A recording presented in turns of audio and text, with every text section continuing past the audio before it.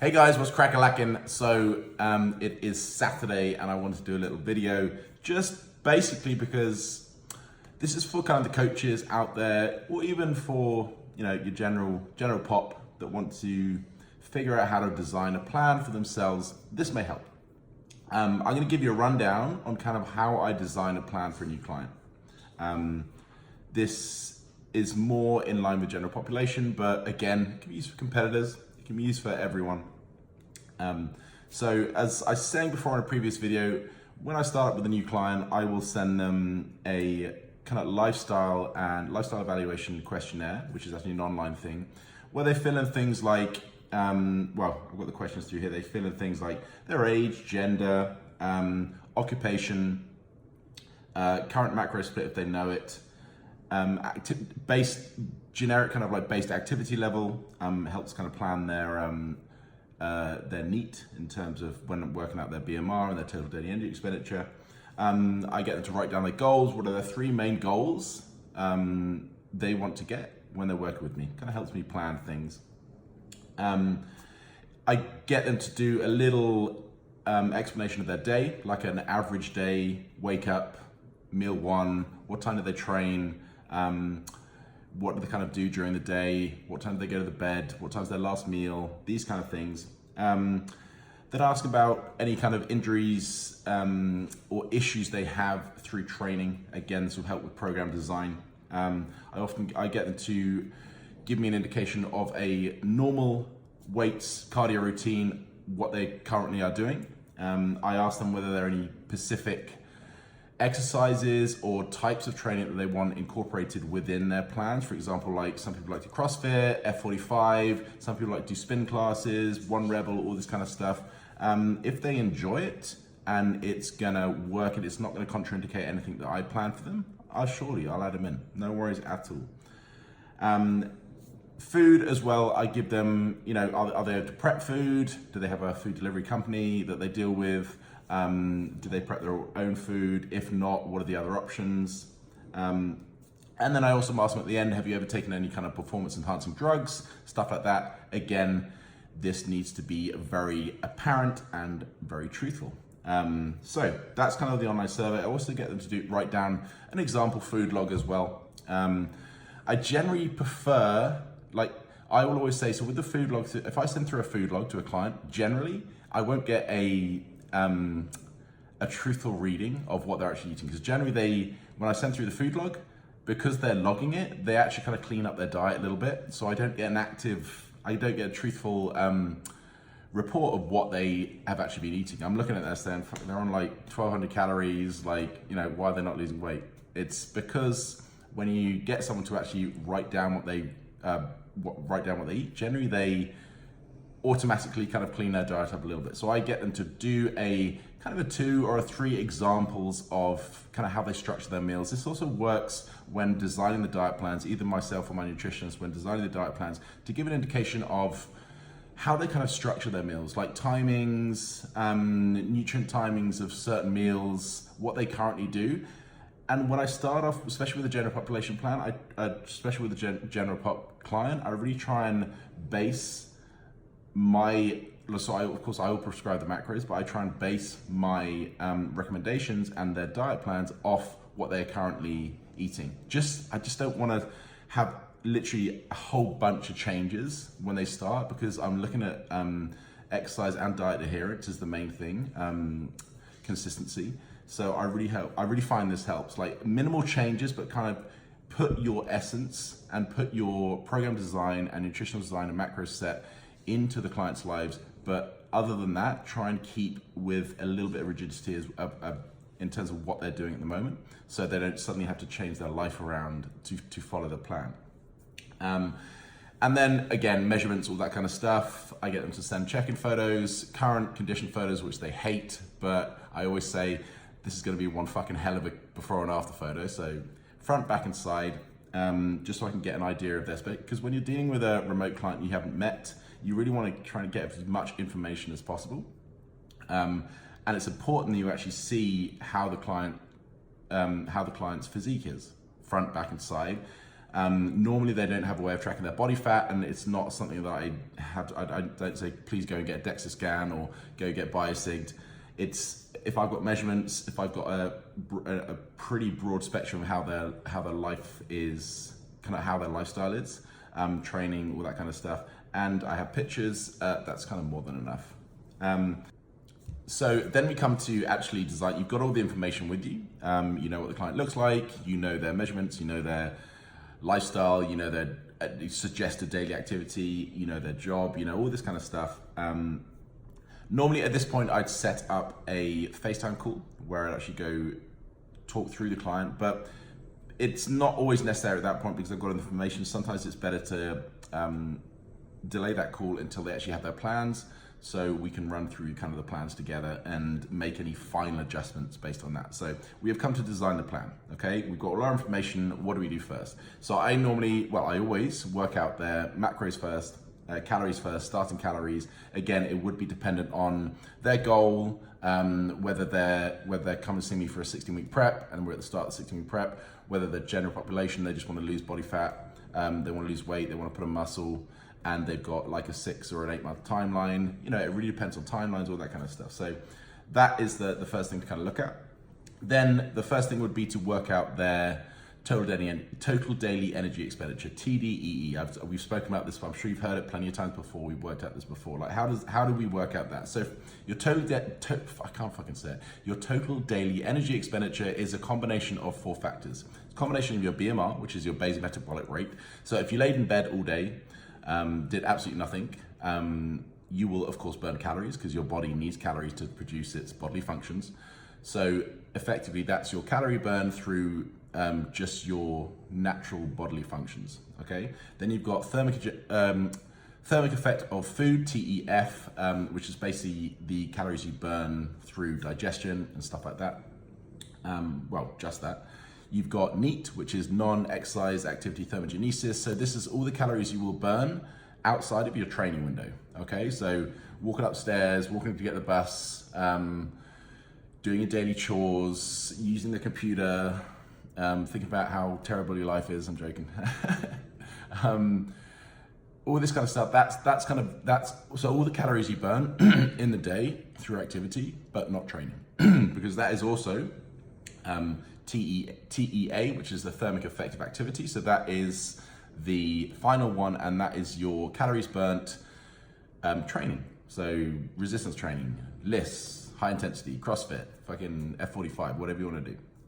So basically your total daily energy expenditure is a combination of those 4 factors. Now to work them out individually is not really necessary, and it's just too fucking hard. I mean, there are plenty of online calculators that work out your total daily energy expenditure, and that will be based on your weight, your height, body fat percentage, and your activity level. So the main one which most people use and actually which I refer in is the Harris-Benedict equation.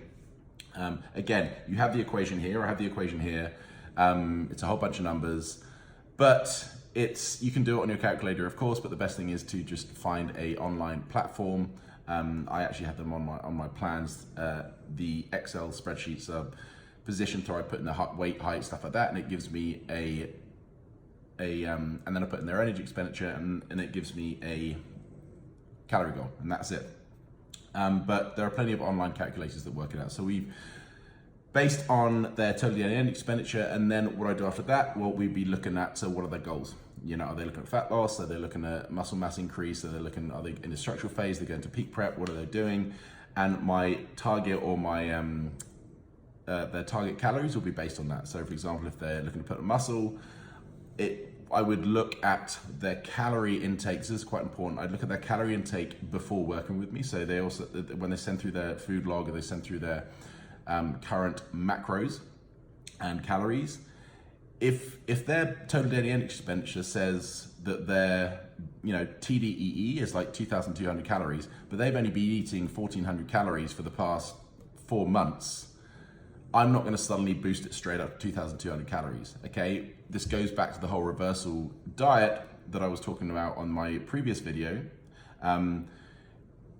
Adaptive thermogenesis, your body has got used to the amount of calories. If you suddenly up that by fucking 600 calories or 800 calories even in this case, you will put on fat and you'll put on weight and you will not have a happy client. Again, you would take this kind of person through a semi kind of reverse, increasing calories each time, probably starting them at around about 1650, seeing how their body reacts. And if they follow that kind of like reverse diet protocol that I said before, like increasing a little bit weight and then dropping down and stabilizing, then you can start to increase the calories as time goes on. So that's pretty much it. That's their baseline calories. I've worked out their macros, I've worked out their calories, set through there. Then I will design the diet plans based around their diet plans, which I was telling you before. Their likes, their dislikes. There's also, I forgot to mention when I send through a food list, a whole bunch of food lists. With a whole bunch of foods, they kind of mark in red things they don't like, things they're intolerant to. They mark in blue things that they really like and they want incorporated to the plan, and there's always an option at the end to write down anything that they want included, like meal ideas. For example, one of my clients in Australia loves a pre-workout of, I think it's white rice, mackerel or tuna or something like that, and something else I can't remember. But she was like, I really like this, I want to have it in. And still, 12 weeks later, she still has it in as a pre-workout. Why? I don't know. Tuna and rice as a pre-workout, fair enough. But you like what you like. So that's kind of incorporated in. I'll incorporate any kind of like meals that they want in. They want a protein bar. They want berries and yogurt. They want a little bit of Oppo ice cream at the night. If I think it works well and it's fine and they have no intolerances, then I'll add that in. And then I'll base their diet around that in terms of to make up the calories and make up the proteins and the fats and the carbs. If they are flexible dieters, there's a little section in my plan where I will update the nutrient timing. Just for the fact, sometimes it's not super important, and it will be another video if we start talking about nutrient timing and how important it is.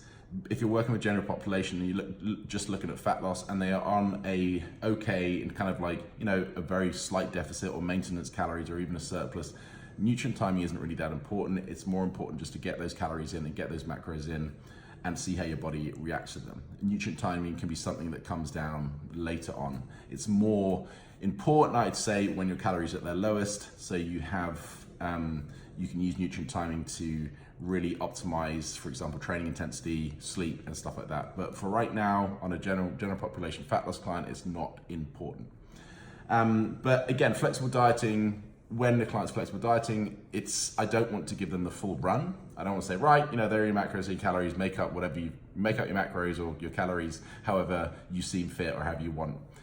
Just because I've had a few clients not report directly back to me, but people have reported that they were filling up like 50-60% of their calories through Oppo ice cream, berries, high kind of like sugar and maple syrups, dark chocolate, things like this. That's fine to have a little bit of them, but I always say 85 to 90% whole foods, and then the remaining 10 to 15% can be your slutty deemed foods, as in terms of the more the less kind of calorie dense, the less kind of nutrient dense foods, like Oppo ice cream, the dark chocolate. It's fairly high in calories, but it's not, the macro profiling isn't great, so you end up using a lot of your calories up for not a great nutrient intake, if that makes sense. Yeah, that makes sense. But that's pretty much it. That's how I work out their macros. Supplementation, of course, would be depending on them. I have my couple of ground rules that, or base supplements that I like, things like a good omega-3 fish oil, depending on the client, depending on the sex, folic acid,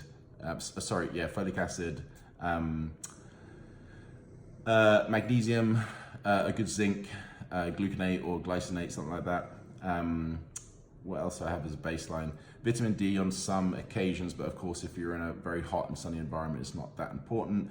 B12 complex on occasions is a set standard. What are the other ones that I normally add in? Chromium picolinate sometimes, alpha lipoic acid, depending on carb tolerance for the client. A good multivitamin as well. I normally get them to add in, and that's pretty much it for the base level supplementations. And in terms of training, well, training is built through a few things. So training is actually built depending on, so again, I get them to write down an example of their training format that they've been following. Of course, this training, so most of my training plans are based on templates. So you've got to remember, I've been doing this for 14 years now. I have got a treasure chest of program designs.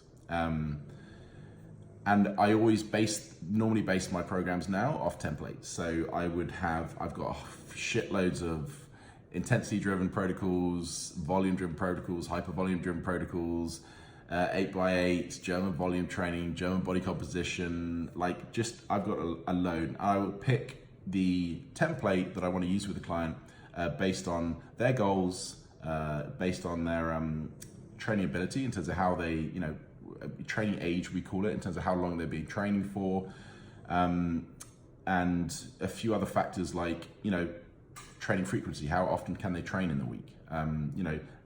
A lot of people, especially general population, can't train 6 times a week or 5 times a week. Sometimes they can only do 3 times a week. So those sessions might have to be a little bit more intensity based, and we'd have to work around their step count in terms of their NEAT to increase their NEAT, and maybe some high intensity protocols to add in if they're looking for fat loss.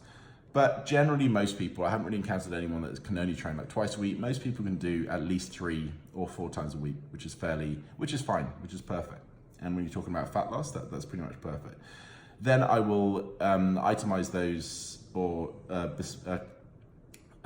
tailor those programs or those templates to the actual client. So I'd look at any kind of form-related issues or injuries that they, for example, they find doing loaded posterior work, compound moves, hurts the back, gives them a sore back. So again, first of all, we'd look into why that they are getting sore. Like it may be a form thing, it may be a build-up of tension, it may be that they're very tight through anterior flexors, it may be that they can't get the range, so their back takes a lot of the load. This may be an instance where I'll get them to send form videos when they're squatting, deadlifting, stuff like that, just so I can assess the form and see whether any form instructions I can give to them initially based on the video. Or if it's not, I'd probably refer them on to maybe an osteopath or physiotherapist, or get them to do some dry needling, or get them to release areas that are quite closely linked with having kind of back pain, not being able to squat and deadlift properly, things like this, foam rolling, self-myofascial release, all that kind of stuff. So yeah, then I'll tell you their programs, and then that's pretty much it. So they've got their programs, they've got the supplementation protocol, they've got nutrient timing with their flexible dieters, they've got diet plans based on their macros, diet plans to their calories and macros, but also incorporating through their likes, dislikes, what they kind of generally how they plan their meals anyway. And then they've got a macro section which they can see, normally I would prefer to start someone on a linear base. So in terms of the macro count, I'd prefer to start someone on a linear base rather than, I wouldn't get a new client, general population, and expect them to do fucking carb cycling, high, low, moderate day. It's too much there is no need for it, and it's too much hassle.